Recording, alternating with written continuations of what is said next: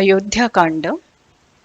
अपने चार ही पुत्र महाराज दशरथ को अत्यंत प्रिय थे, लेकिन श्री राम उन्हें सबसे अधिक प्रिय थे। श्री राम स्वभाव से शांत चित्त थे, मृदु भाषण करते थे। एक बार भी किसी ने उपकार किया तो सदा ही उसे याद रखते थे। वो संयमी थे, ज्ञानी सत्पुरुषों के साथ प्रायः चर्चा करते थे। पराक्रम संपन्न होते हुए भी उन्हें उसका गर्व नहीं था। क्रोध पर विजय पाया था। वो दयालु, ब्राह्मणों का पूजन करने वाले और शरणागत वत्सल थे। ऐसे अनेक गुणों का वर्णन वाल्मीकि जी ने अयोध्या कांड के आरंभ में किया है। अपने पुत्र के गुणों को देखकर और स्वयं वृद्ध हो गए हैं ये जानकर श्री राम का राज्याभिषेक करने का विचार दशरथ के मन में आता है। एक दिन राजसभा में दशरथ ने इस विचार को कथन किया। वो बोले, पूर्वजों के इस राज्य का मैंने अपने पुत्र के समान पालन करते हुए यथाशक्ति प्रजा का रक्षण किया है। 60,000 वर्षों की आयु के इस जरा जीर्ण शरीर को मैं अब विश्राम देना चाहता हूँ। मेरा पुत्र राम सर्व गुणों में मुझसे भी अधिक श्रेष्ठ है। राजा होने के लिए आवश्यक सारे ही गुण उसमें हैं। मैं उसका राज्याभिषेक करना चाहता हूँ। मेरा प्रस्ताव अगर आपको स्वीकार है तो उसे सहर्ष अनुमति दे। इसके अतिरिक्त सबके लिए दूसरा कुछ हितकारक हो तो उसका भी विचार करें, क्योंकि किसी मध्यस्थ का विचार एक पक्षीय व्यक्ति के विचार से अधिक लक्षणीय होता है। राजा के ऐसे कहने के पश्चात सर्व ब्राह्मण और सेनापति नगर के प्रमुख व्यक्तियों से मिले और विचार विनिमय करके राजा से बोले, महाराज, श्री राम देवराज इंद्र की तरह दिव्य गुण संपन्न है और युवराज के लिए आवश्यक सर्व गुण उनमें हैं। वो धनुर्वेद में श्रेष्ठ है, अतिरथी भी उनका सम्मान करते हैं। सेना संचालन के नीति में निपुण है। उन्होंने क्रोध को जीत लिया है और उन्हें गर्व या ईर्ष्या नहीं है। बुद्धि में बृहस्पति और पराक्रम में इंद्र के समान है। राज्य और नगर में रहने वाले लोग सदैव श्री राम युवराज बने ऐसी ही प्रार्थना करते हैं। श्री राम कोमल स्वभाव वाले, स्थिर बुद्धि, असूया रहित और वेदों के विद्वान हैं। वे सर्व विद्याओं में निष्णात तथा संगीत शास्त्र के भी ज्ञाता हैं। धर्म और अर्थ प्रतिपादन में उनका शिक्षण उत्तम है। स्वजनों की तरह वो पूर्ववासियों की विचारणा करते हैं। नागरिक यदि संतुष्ट हैं तो वो आनंदित होते हैं, और यदि उन पर संकट आया हो तो श्री राम भी दुखी होते हैं। प्रजा भी अपने मत का अनुमोदन करती है। ये सुनकर राजा दशरथ बहुत प्रसन्न हो गए। उन्होंने शीघ्रता से श्री राम को बुलवाया और उन्हें युवराज बनाने का निश्चय बताया। फिर राजा ने उन्हें नीति का उपदेश किया। वो बोले, तुम विनयशील रहकर सदा जितेंद्रिय बने रहना। काम क्रोध से उत्पन्न होने वाले दुर्व्यसनों का त्याग करना। परोक्ष वृत्ति से और प्रत्यक्ष वृत्ति से न्याय विचार में तत्पर रहना। राजा को भांडार तथा शस्त्रागार का सदैव बड़ा संग्रह करना चाहिए। मंत्री, सेनापति और प्रजा को सदैव सुखी रखना चाहिए।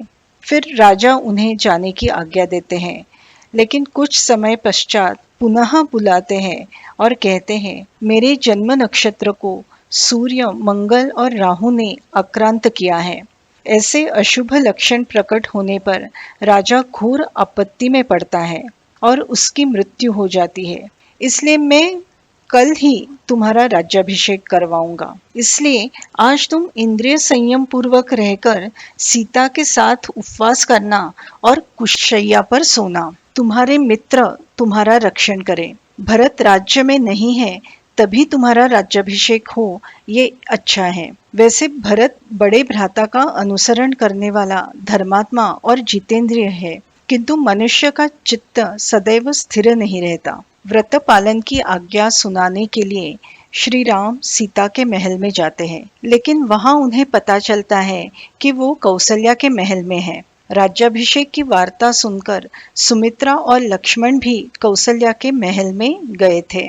कौसल्या रेशमी वस्त्र पहनकर मौन धारण करके आराधना में मग्न थी और पुत्र के लिए राजलक्ष्मी की याचना कर रही थी। कौसल्या पुत्र हित के लिए प्राणायाम द्वारा नारायण का ध्यान कर रही थी। राम उसे कहते हैं, माते, पिता ने मुझे प्रजा पालन के कार्य में नियुक्त किया है। सीता के साथ मुझे आज उपवास करना है। हम दोनों के लिए जो आवश्यक मंगल कार्य हो वो आज ही कर लेना। कौसल्या प्रसन्नता से श्री राम को आशीर्वाद देती है। चिरंजीवी भव, तुम्हारे मार्ग में विघ्न लाने वाले शत्रु नष्ट हो जाए। तुम राज्य लक्ष्मी से युक्त होकर मेरे और सुमित्रा के बंधु बांधवों को आनंदित करना। तुम मुझे कौन से मंगल नक्षत्र पर पैदा हुए जिससे तुमने अपने गुणों से अपने पिता का मन जीत लिया? भगवान विष्णु की प्रसन्नता के लिए मैंने जो व्रत और उपवास किए थे वो सब आज सफल हुए हैं। राम लक्ष्मण से कहते हैं,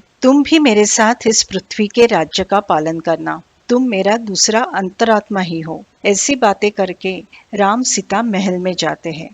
इधर दशरथ महर्षि वशिष्ठ को श्री राम को उपवास व्रत की दीक्षा देने के लिए भेजते हैं। राम कल राजा बनेंगे ये बात जन समुदाय में प्रसिद्ध होने लगती है। लोग पथों को और घरों को सजाने लगते हैं। श्री राम के महल में भी उत्सव का वातावरण है।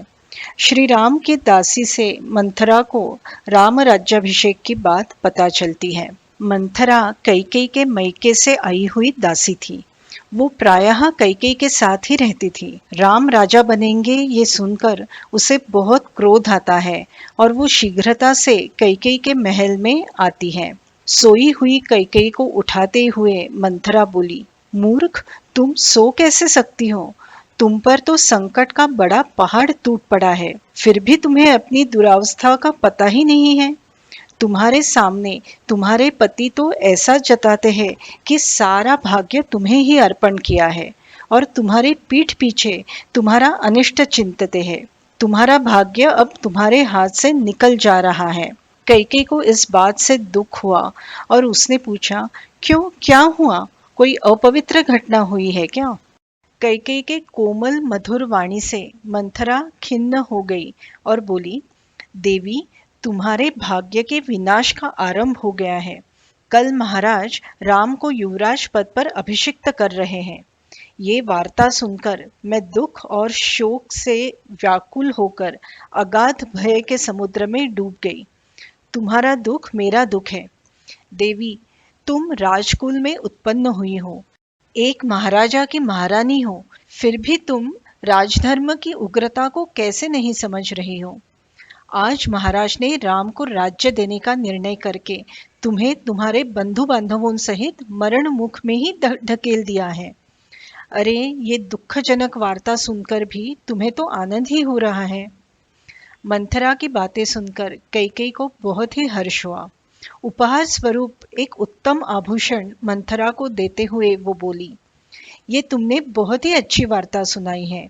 मैं भी राम और भरत में कभी भेद नहीं करती, इसीलिए राम को राज्याभिषेक होगा ये सुनकर मुझे बड़ा आनंद हुआ है।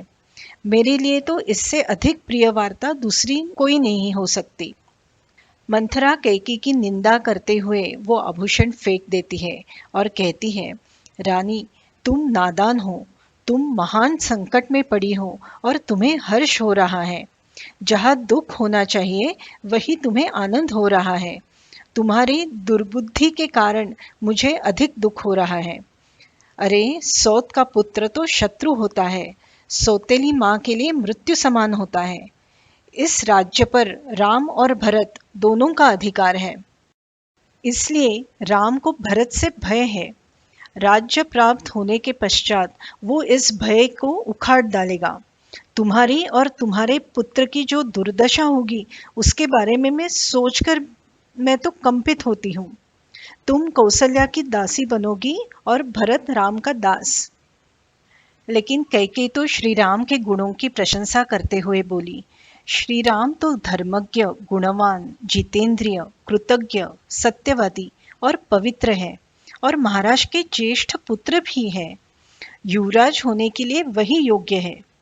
वो दीर्घायुषी होकर अपने भ्राताओं का पिता की तरह पालन करेंगे। इस तरह 100 वर्षों के पश्चात भरत को भी अपने पिता पितामह का राज्य मिलेगा। फिर तुम्हें इतनी जलन क्यों हो रही है? मैं भरत से भी अधिक राम का आदर करती हूँ। राम भी कौशल्या से अधिक मेरी ही सेवा करते हैं। इसलिए अगर राम को राज्य मिल रहा है तो भरत को मिला ऐसे ही समझना, क्योंकि राम अपने भ्राताओं को अपने से अलग नहीं मानते। मंथरा कैकेयी के इस कथन पर व्यथित होती है और फिर से उसे समझाने लगती है। रानी, तुम्हें अपनी परिस्थिति का ज्ञान ही नहीं है। तुम दुख के सागर में डूब रही हो। राम के पश्चात उनका पुत्र ही राजा बनेगा। भरत तो राज परंपरा से दूर ही चला जाएगा। राजा के सभी पुत्र सिंहासन पर नहीं बैठते। सब बैठने लगे तो अनर्थ ही हो जाएगा। राजा बनने के बाद राम निश्चित ही भरत को देश से बाहर निकाल देंगे या परलोक भेज देंगे। तुमने पति का प्रेम प्राप्त करने के बाद घमंड से जिसका अनादर किया है, वो कौशल्या अपने पुत्र को राज्य प्राप्ति होने के कारण परम भाग्यशाली बनेगी और अपने वैर का बदला लेगी। राम को राज्य मिलने के पश्चात तुम भरत के साथ हीन दीन बनकर अशुभ पराभव पात्र हो जाओगी। इसलिए ऐसा कोई उपाय करो जिससे भरत को राज्य और राम को वनवास प्राप्त हो। कैकेयी के चेहरे पर क्रोध दिखाई देने लगता है। उसे मंथरा की बात उचित लगने लगती है। वो पूछती है, मैं ऐसा कौन सा उपाय करूं जिससे मेरे भरत को राज्य मिल जाए? कैकेयी को पाप मार्ग पर ले जाने वाली मंथरा उपाय बताने लगती है। बहुत पहले की बात है। दंडकारण्य में वैजयंत नाम के नगरी में शंबर नाम का राक्षस रहता था। एक दिन इंद्र के साथ उस राक्षस का युद्ध हुआ। उस समय महाराज दशरथ भी इंद्र की सहायता करने के लिए लड़ रहे थे। युद्ध में जब महाराज घायल हो गए, तब तुमने सारथी बनकर राजा को रणभूमि से दूर ले जाकर उनके प्राणों की रक्षा की थी। संतुष्ट होकर उन्होंने तुम्हें 2 वर मांगने के लिए कहा था। तब तुमने कहा था कि जब तुम्हें जरूरत पड़ेगी तब तुम उन वरों को मांगोगी। आज उन वरों की सहायता से अपने स्वामी को वश कर लेना और राम राज्याभिषेक के आयोजन को पलट देना। अब तुम मलिन वस्त्र धारण करके कोप भवन में जाकर भूमि पर ही पड़े रहना। जब राजा तुम्हें मिलने आएंगे तब उनकी ओर नजर उठा के भी नहीं देखना, उनसे बात भी नहीं करना। भूमि पर पड़े हुए रोते रहना।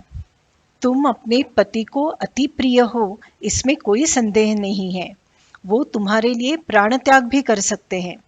राजा तुम्हें मनाने के लिए नानाविध रत्न या धन देने का प्रयत्न करेंगे, परंतु तुम उन्हें स्वीकार नहीं करना। फिर तुम उन्हें वरों का स्मरण कराना। जब वो वर देने के लिए उद्युक्त हो जाए तब उन्हें सत्य की शपथ डालकर फिर वर मांगना। एक वर से राम को 14 वर्षों के लिए वनवास मांगना और दूसरे वर से भरत के लिए भूमंडल का राज्य मांगना। राम के 14 वर्षों के लिए वन में जाने से तुम्हारे भरत का राज्य दृढ़ हो जाएगा और प्रजा को वश करने के कारण उसका यहाँ स्थान स्थिर हो जाएगा। जब 14 वर्ष राम यहाँ नहीं रहेंगे तो आज उनका जो प्रभाव है वो भविष्य में नहीं रहेगा। जब तक राम वन से लौटेंगे तब तक भरत अंदर बाहर से दृढ़मूल हो जाएगा। सैनिकी बल का भी वो संग्रह करेगा। इस तरह मंथरा ने कैकेयी के बुद्धि में अनर्थ ही अर्थ रूप बन के भर दिया। कैकेयी को मंथरा के कथन पर विश्वास हो गया और समझदार होते हुए भी वो नादान बालिका की तरह अनुचित काम करने के लिए उद्युक्त हो गई। उसने मंथरा की बड़ी स्तुति की और कहा कि अगर भरत को राज्य मिल गया तो मैं तुम्हें अलंकारों से सजा दूंगी, अनेक कुब्जा तुम्हारी सेवा करेंगी। इधर राजा दशरथ राज्याभिषेक संबंधी मंत्रियों को सूचना देकर अपनी प्रिय रानी को ये वार्ता सुनाने के लिए कैकेयी के महल में आए, परंतु हमेशा की तरह उत्तम शैया पर उन्हें कैकेयी दिखाई नहीं दी। इसके पहले राजा के आने के समय कैकेयी कहीं नहीं जाती थी। राजा ने कभी सुने महल में प्रवेश ही नहीं किया था।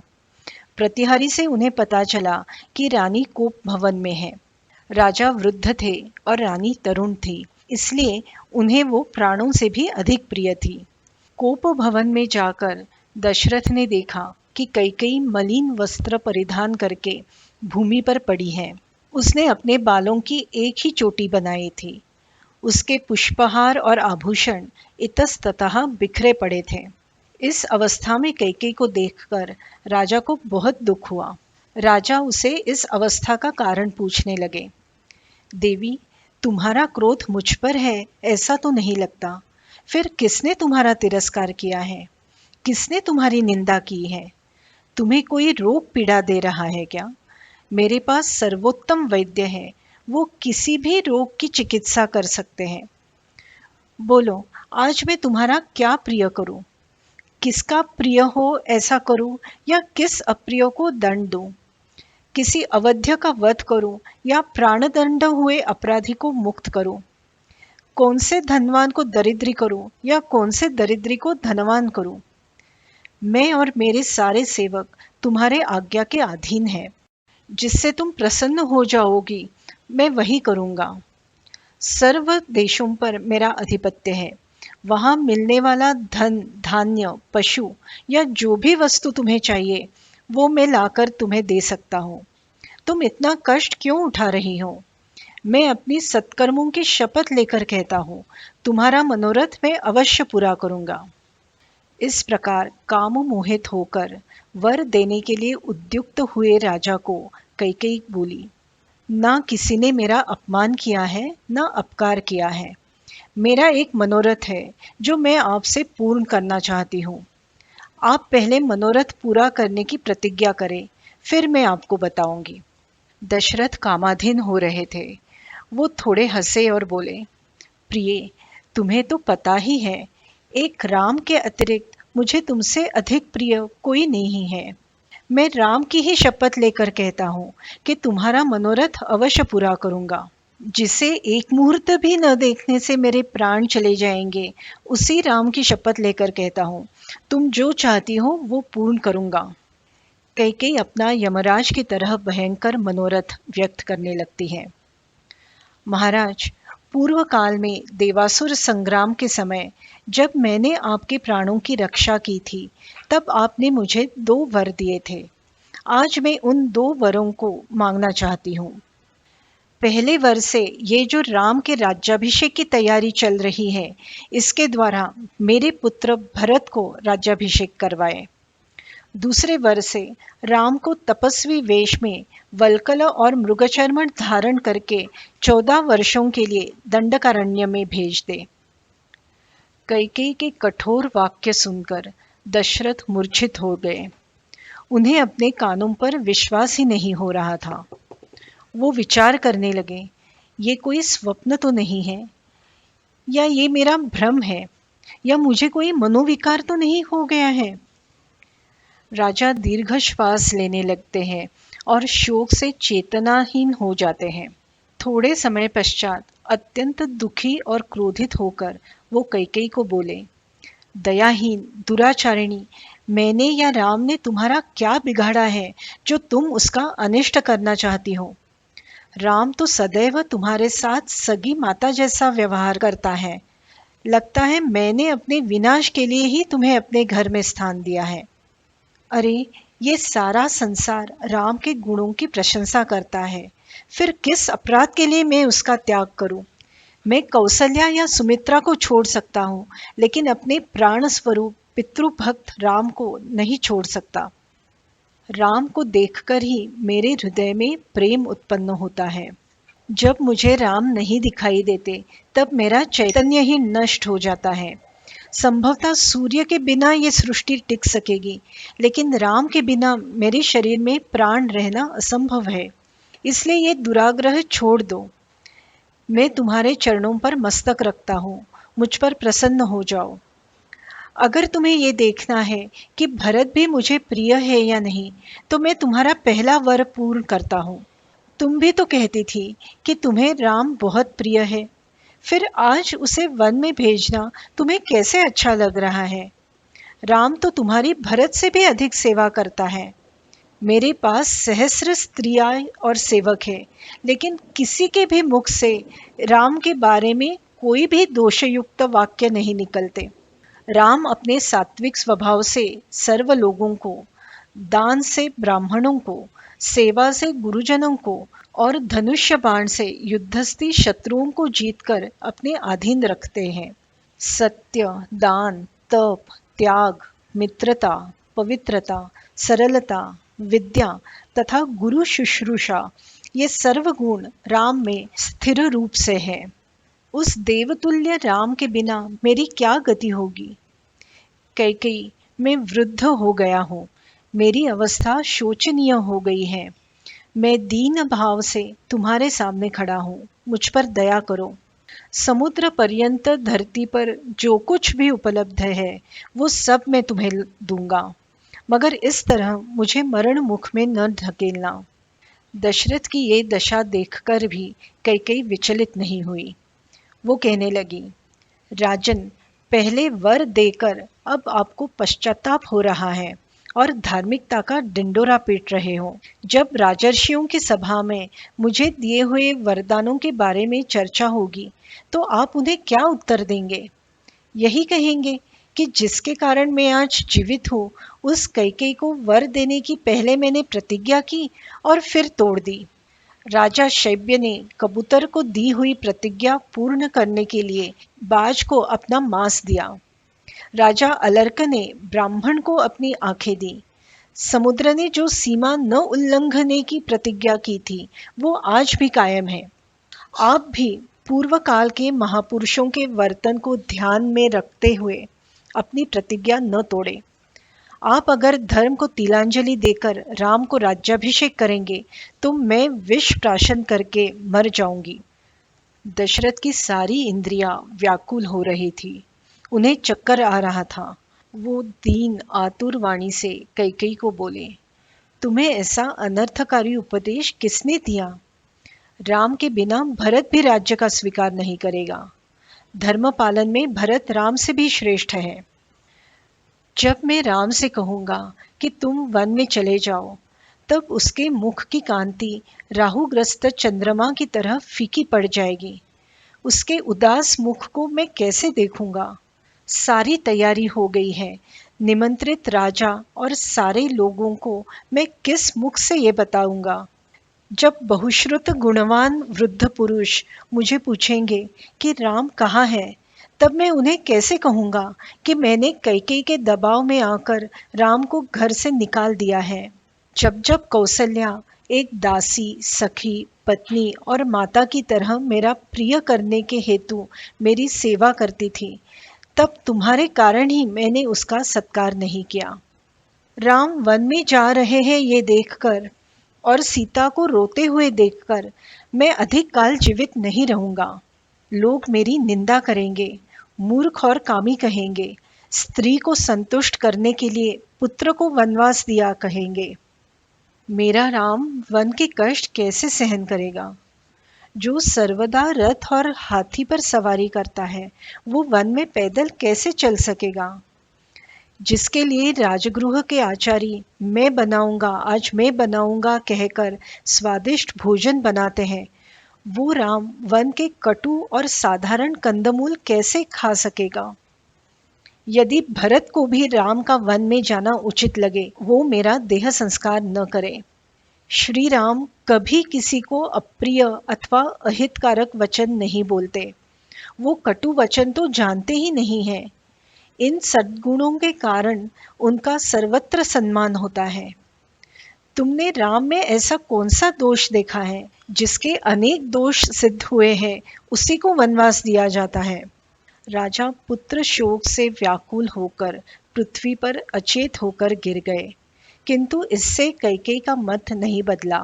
वो कहने लगी, महाराज, इस संसार में सत्य ही श्रेष्ठ धर्म है। इस सत्य की सहायता से ही मैं आपको धर्म पालन के लिए प्रेरित कर रही हूँ। सत्य के कारण ही परब्रह्म की प्राप्ति होती है। आपकी बुद्धि अगर धर्म स्थित है तो आप सत्य का ही अनुसरण करें। मेरे वर सफल होने ही चाहिए। इस तरह पूरी रात निकल जाती है। ब्राह्म मुहूर्त पर वशिष्ठ नगर में आते हैं और सुमंत्र को राजा को शीघ्र लेकर आने के लिए कहते हैं। सुमंत्र राजा को बुलाने के लिए उनके महल में जाते हैं। वहां राजा उन्हें अत्यंत दीन अवस्था में दिखाई देते हैं। दुख से वो कुछ बोल नहीं पा रहे थे। कैकेयी सुमंत्र से कहती है कि राम राज्याभिषेक से आनंदित होकर वो रात भर सोए नहीं हैं। तुम अब त्वरित राम को यहाँ लेकर आओ। सुमंत्र राजा की ओर देखते हैं। तब राजा भी राम को बुलाने की आज्ञा देते हैं। श्री राम के महल में बहुत उत्साह का वातावरण था। महल सजाया गया था। श्री राम भी वस्त्राभूषणों से अलंकृत होकर आसन पर विराजमान थे। सुमंत्र से महाराज की आज्ञा सुनकर श्री राम को लगा कि कैकेयी महाराज को उनका अभिषेक शीघ्र करने के लिए कह रही होगी, इसीलिए मुझे शीघ्र बुलाया है। ये सोचकर वो अपने पिता के महल में जाने के लिए निकलते हैं। राजमार्ग सजाया जा रहा था। ध्वज और पताकाओं से नगर सुशोभित हो रहा था। अगरू के धूप का सुगंध सब जगह फैल गया था। नगर वासियों की शुभकामनाएं सुनते सुनते राम कैकेयी के महल में पहुंचे। महल में श्री राम ने देखा कि राजा कैकेयी के साथ एक सुंदर आसन पर बैठे हैं, किंतु विषाद में डूबे हुए हैं। उनका चेहरा सूखा हुआ था और वो बड़े ही दयनीय अवस्था में थे। श्री राम ने दोनों के चरण स्पर्श करके वंदन किया। राजा केवल राम कहकर चुप हो गए। उनके आंखों में आंसू भर गए थे। वो राम की ओर देख भी नहीं सके और कुछ बोल भी नहीं सके। वो शोक और संताप से दुर्बल हो गए थे। राजा की ये अवस्था देखकर श्री राम डर गए। वो सोचने लगे, आज ऐसा क्या हो गया कि महाराज मेरी ओर देख भी नहीं रहे हैं। वो दुखी होकर कैकेयी को पूछते हैं, माते, आज मुझसे अनजाने में कोई अपराध तो नहीं हुआ है ना? आज महाराज मुझ पर प्रसन्न क्यों नहीं है? पहले तो अगर वो कोपित होते फिर भी मुझे देखकर प्रसन्न हो जाते थे। भरत, शत्रुघ्न या मेरी अन्य माताओं को तो कुछ हुआ नहीं है ना? तुम मुझे सत्य बताओ, महाराज इतने दुखी क्यों हो गए हैं? राम के ऐसे पूछने पर निर्लज्ज कैकेयी अपने मतलब की बात बताने लगती है। महाराज ना तो कोपित है और ना ही उन्हें कोई कष्ट हुआ है।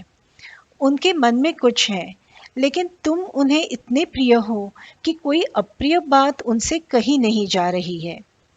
उन्होंने पहले प्रतिज्ञा करके मुझे वरदान दिए और अब उनके निवारण के लिए व्यर्थ प्रयत्न कर रहे हैं।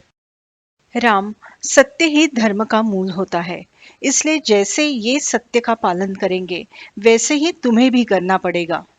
वो जो कहेंगे वो बात शुभ हो या अशुभ हो, यदि तुम सर्वार्थ से उसका पालन करोगे तो ही मैं वो बात बताऊंगी। कैकेयी की ये बात सुनकर श्री राम को बड़ा दर्द हुआ। वो बोले, धिक्कार है देवी, मेरे विषय में ऐसा न बोले। महाराज कहेंगे तो मैं आग में भी कूद जाऊंगा या तीव्र विष भी प्राशन करूं। इसलिए महाराज को जो अभिष्ट हो वो बताओ। मैं प्रतिज्ञा करता हूं कि मैं वो पूर्ण करूंगा।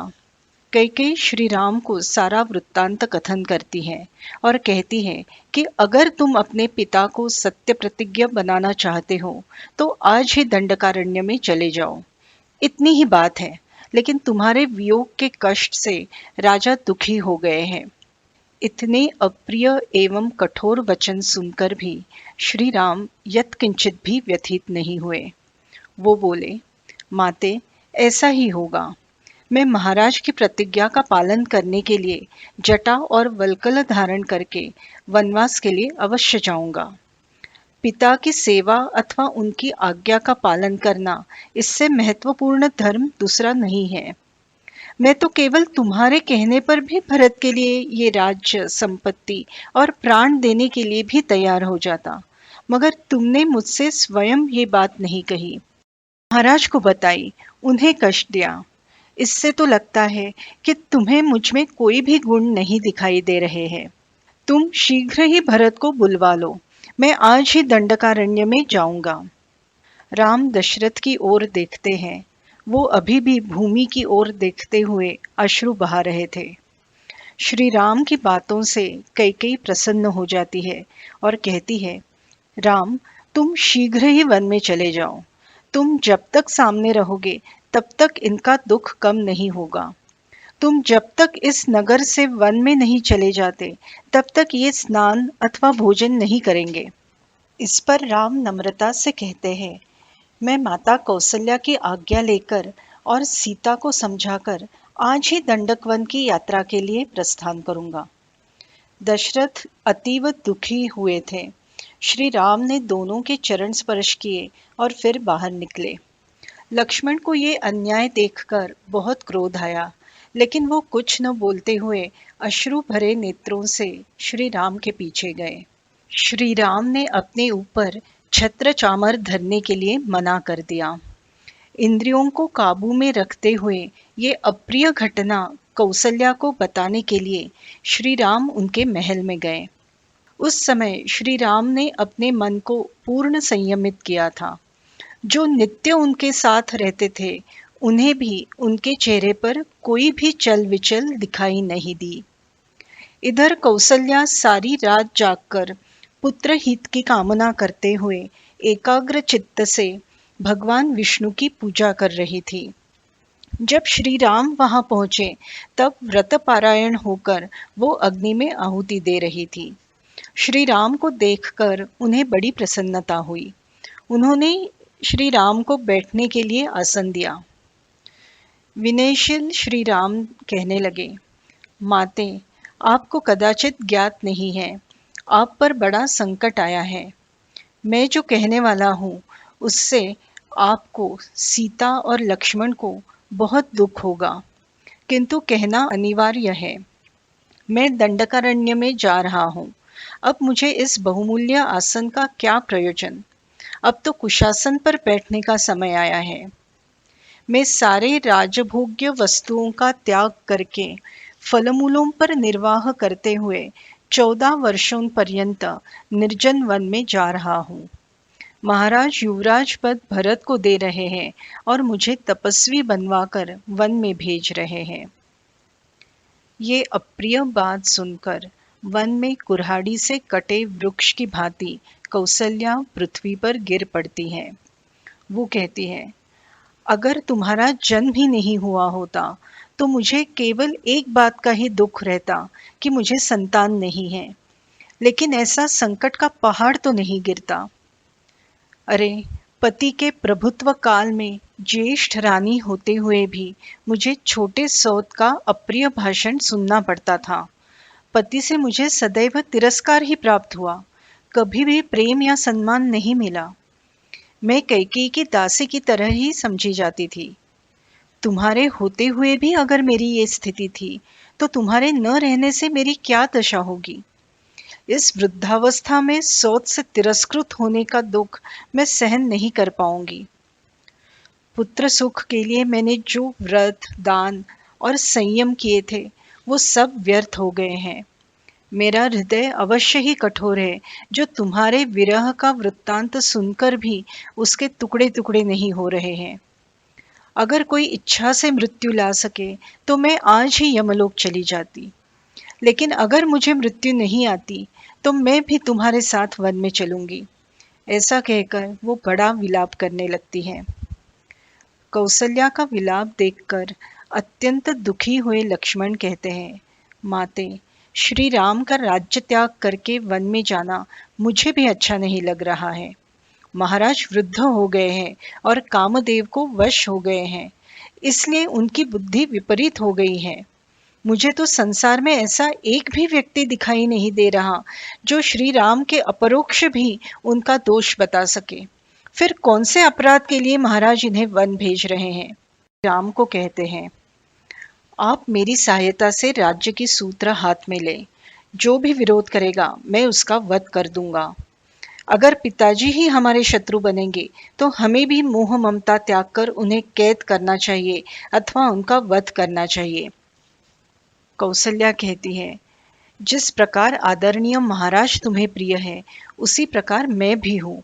मैं तुम्हें वनवासी होने की आज्ञा नहीं दूंगी। यही रहकर मेरी सेवा करके उत्तम धर्म का आचरण करो।